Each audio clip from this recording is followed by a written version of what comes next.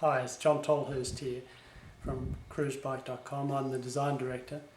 I've been working for 5 years putting together a number of designs for you, but today I'm very excited to tell you about our folding bike, which is called Quest. And here it is right here. I'm going to give you a little tour of the bike, starting at the back, and I'll work to the front. So here right at the back, it's a small wheel bike. It's a 22-inch really, 451 size tyre with 100 psi, very good rollout. Got a caliper disc brake here, a small rotor, you don't need too much braking on the back or you'll be sliding the back wheel easily. I've designed a deep swing arm, it's very narrow, very deep, to properly convey all those forces up onto this shock absorber.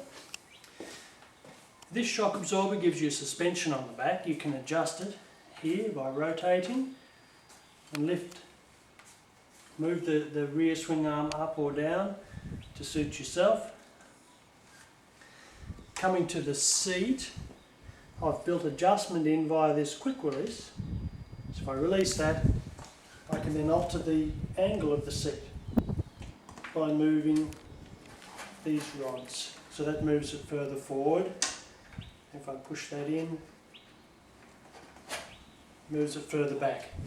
You can also adjust the seat by changing the position of this hole here. Let's do that quick release up again. So it's easy to change the seat adjustment. Now these seat pads, what we have on all cruise bikes, and easily washable. It's very breathable. You can just about see through that light cover. Same on the bottom. The lower seat pan can adjust on the mountings to give you a little bit of tilt adjustment this way. Now the rear swing arm has got this swooping down shape, and I've mirrored that in the swooping down shape under the front of the frame to give a nice wave form there. There's a mounting here which is quite low to the ground to put your kickstand on, and there's one supplied with the bike. Now coming to the front, we have a special expansion ring which you tighten up with this nut, and that expansion ring applies pressure into the headset. It also holds the head stack in place when you disassemble this clamp off the bike, which you do to fold it up. Now up to the handlebars, we've got our usual cruise bike handlebars here, which you find on the soft rider, and which put the arms in a comfortable neutral position. You can adjust this in the normal way for handlebars and adjust the rotation of the levers, the position of the bell.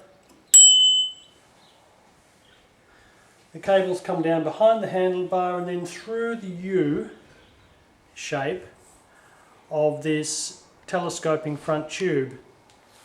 Now on all cruise bikes, this is the mechanism for changing the leg length. There we go, now it's longer from the pedals to the seat.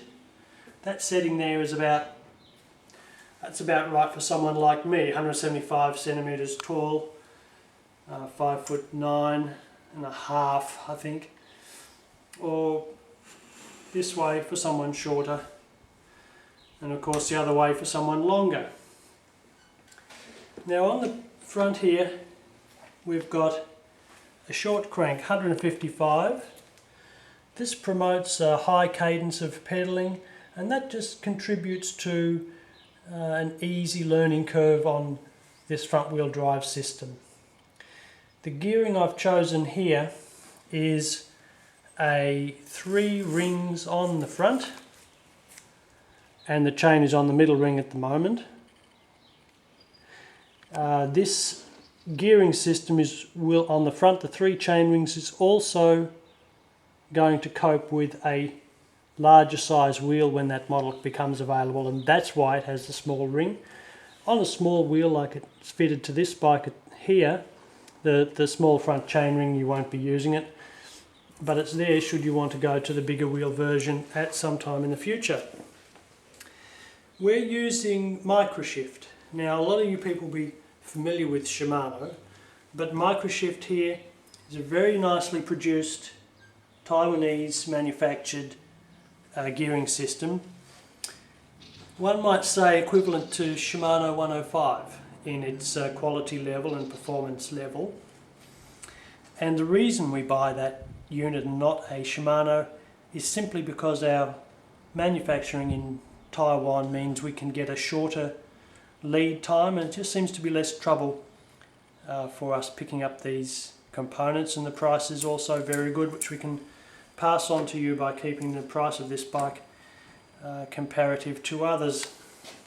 Now on the front we've got a larger disc rotor because there's always more braking force on the front, so the larger rotor gives the caliper more leverage to bite and slow you down. I've paid a lot of attention in this design to the colour and the choice of finish on the fittings, and in fact I have to credit my lovely wife for helping me in the choice of these colourings and to help make the whole image of this bike as pleasant and appealing, and a sort of bike that is not daunting to get on it and go for a ride, or to, when you first see it, I want it to be inviting to you, and so you want to sit on it and feel what it's like. So we've gone for some silver finish on the quick releases, a silver finish on the derailleur hanger here, on the cranks.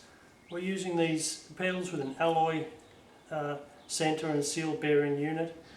We're using a seal bearing in the bottom bracket, a seal bearing in the hubs on the front and the back, quick release on the front and the back, which is helpful for a folding bike. And the whole scale of the bike, which I'm really happy about, makes it as I say, undaunting and approachable and almost cute maybe. We'll see how it goes in the shops, but I'm very confident that this is one bike it's going to be hard to walk past. I'll show you the folding of the bike, and that's going to be fun to look at too.